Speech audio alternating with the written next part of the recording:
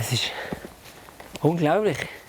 Da meint man die ganze Zeit, so, jetzt ist man zuoberst, so, jetzt ist man zuoberst, nach der nächsten Kurve, so, jetzt ist man zuoberst. Wir sind immer noch nicht zuoberst. Jetzt brauche ich eine kleine Sauerstoffmaske, du. Hey, schau mal.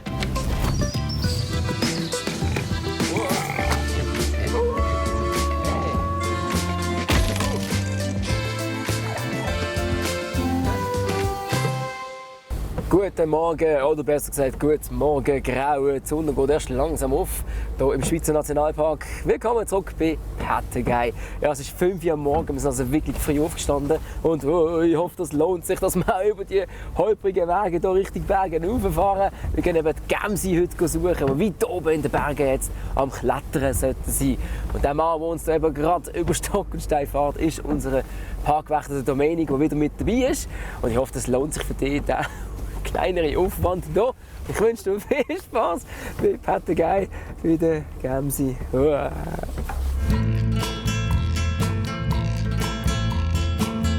Heute müssen wir aber auch noch viel laufen. Es geht nämlich auf über 2500 Meter auf einen hohen Berg. Wir haben noch einen weiten Weg nach oben. Vielleicht noch einen zweiten Schluck. Und in der Zwischenzeit mache ich dich schlau über die Gämse. Hast du gewusst?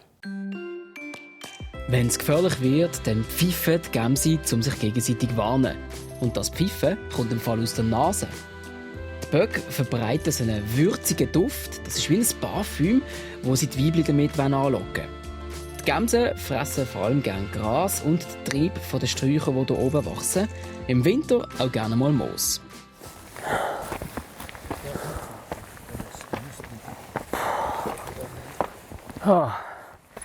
Also jetzt fühle ich mich auch ein bisschen wie ein Gämsi. So weit oben in den Bergen. Eine eingewärmte Gämse. Ja, auf alle Fälle. Super. Wow. Und ab hier wird es spannend, hast du gesagt? Von hier weg wird es spannend, ja. Man sieht jetzt, wir sind an der Waldgrenze und da oben sind sie daheim im Sommer. Okay. Ich hoffe auf dem Bödeli da oben rein, dass wir die ersten schon sehen können. Also, die wir noch zusammenbleiben, ist gut, komm mit.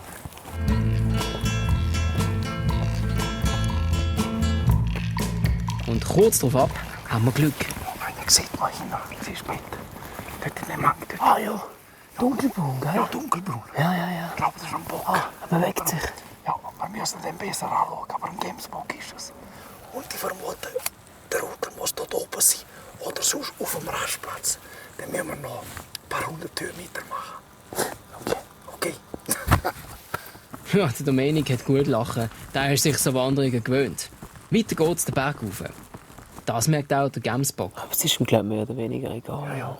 Wir sind auch die Distanz noch von doch noch etwa 200 Meter. Ich habe keine Ahnung, wie schnell ich werden kann. Nein. Da sind gerade ein paar. Dann wird es hektisch. Die machen riesen Gümpfe. Hey. Siehst du sie? Genau dort.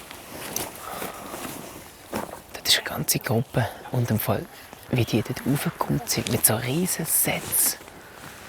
Aber jetzt hauen sie leider ab. Die Männchen sind eigentlich immer Einzelgänger. Wenn du eine Gruppe siehst, sind das eigentlich immer Weibchen mit den Kindern, mit den Kids. Schau, komm schnell.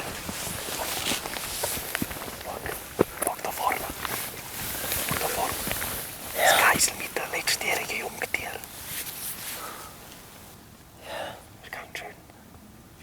Spezielle Zusammenstellung jetzt. Keins von den letztjährigen, die hat nicht gesetzt. Die sind separat vom Rudel. Rudel sind nur Geißen und Kids momentan, die sind ja nur einen Monat alt. Und erst seit sind sie wirklich für sich. Jetzt müssen wir uns ganz gut verstecken und ganz leise sein.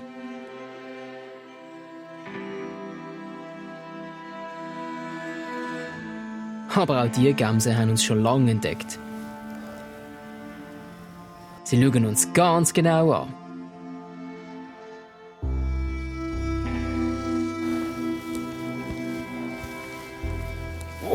Und rennen dann schnell weiter. Hey, die haben ein Tempo, wenn es den Steilhang geht. Unglaublich. Ich würde jetzt gerade vorne überlitzen und ich würde den Berg runterrugeln. Die haben effektiv so ein spezielles Knöchel im Gelenk drin und können riesige Sprünge machen. 4-5 Meter von einer Wand runter. Die Achseln können sich fast wie aushängen. Die spüren nichts. Und dann natürlich, ich habe ein Huf mitgenommen. Wenn du das Huf hier von dieser Gems anschauen tust, das sind wie unsere Kletterfinken, wo man klettern oder unsere Wanderschuhe im Prinzip hier.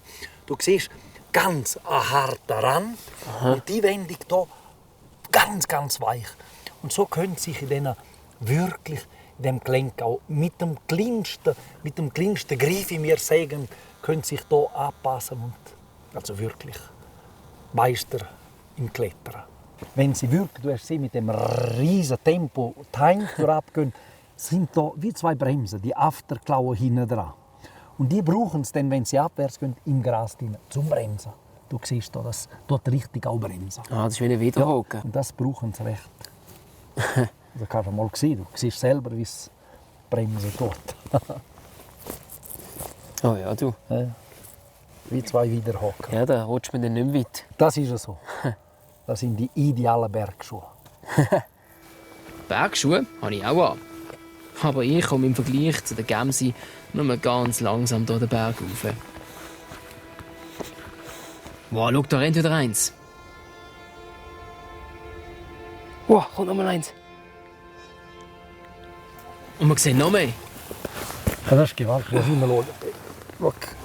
Yes! Und siehst du die ganz Kleinen hier? Das sind jetzt die Gemskids. Die Gemskids bleiben etwa ein Jahr bei Mami. Aber plötzlich merken auch die, dass wir hier sind. Und du ahnst es schon, was als nächstes passiert. Genau. Zack, sind sie weg. Die schmecken uns von hier, weil der Wind unseren Menschengeruch in den Hang aufdreht. Oben im Hang dreht der Wind und bringt unseren Geruch über den Hang direkt der Gemse in die Nase rein. Die schmecken uns. Einer warnt und sagt, wir müssen ein bisschen weiterlaufen. Da sind ein paar komische Gerüche umeinander. Also bis zu einem Kilometer weit können sie es schmecken. Bis zu einem Kilometer weit. Also wenn du gut schaust, das sieht man nämlich recht gut. Der Unterschied Bock und Geiss. Was ist der Bock? Was meinst du? Ich würde es mal aufs stärkere, dickere gehen. Richtig, das ist genau richtig. Die sind viel, viel stärker. Also der Horn ist hier stärker und dann ganz, ganz eine starke Krümmung. Und wenn du Geiss anschaust, hat viel, viel weniger Krümmung und viel feiner im Prinzip. Das ist ein krasser Unterschied immer.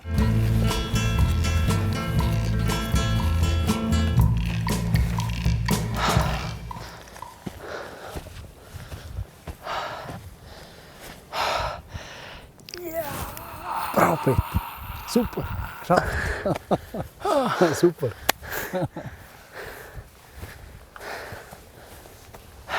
Siehst du da hinten? Ja. Ganz schön jetzt. Ja, genau. Ganz Rudel vor uns. Zu oberst angekommen, darf ich noch das Rudel hier beobachten.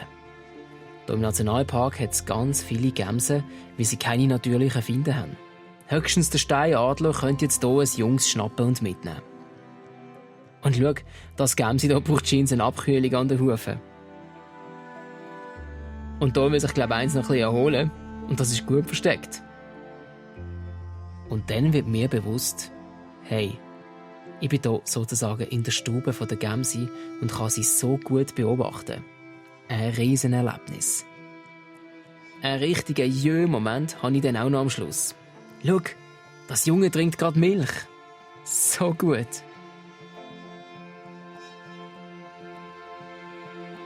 Eigentlich möchte ich gar nicht mehr runter von den Bergen und aus dem Schweizer Nationalpark raus. Wir haben so eine abenteuerliche, schöne Zeit hier gehabt, so viel auch lernen, so toll die Tiere beobachten. Und ich bin froh, dass wir dir das alles zeigen in dieser Staffel von Pattagei in der Schweiz. Du kannst sie auch jederzeit nochmal nachschauen, gar kein Problem. Hier bei uns auf srfzambo.ch. Und sonst sehen wir uns hoffentlich bald wieder in der wilden und abenteuerlichen Welt der Tiere. Salut!